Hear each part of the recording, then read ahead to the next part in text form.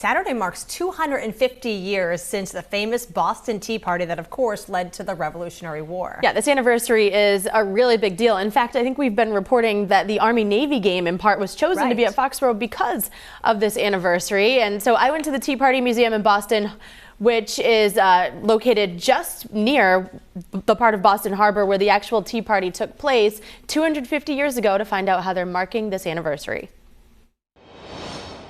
This one is from Woodside, New York. This blending of loose leaf tea, so symbolic of our nation. In this pile, tea from each of our 50 states. We've gotten about 2,000 submissions thus far, including at least 7 from Rhode Island, all blended together. It's that moment of e pluribus unum. To commemorate an event that changed the course of history and helped create our nation.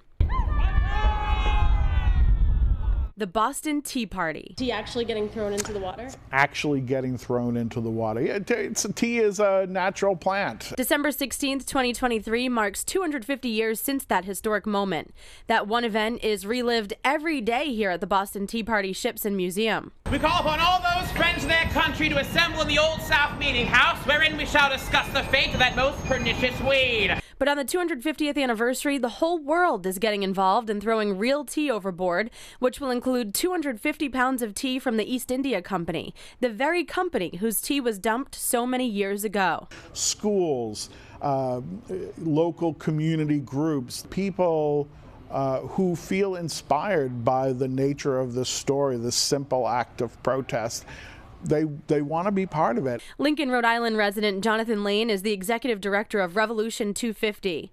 It's believed his ancestor, William Brack, was among the hundreds participating in the Boston Tea Party. We can't say that he was on board the ship, but we know that he belonged to all of the same political and community groups as Paul Revere. He points out this wasn't just about the Sons of Liberty protesting tax and a monopoly on tea. It was the British response in closing Boston Harbor that got all colonies involved.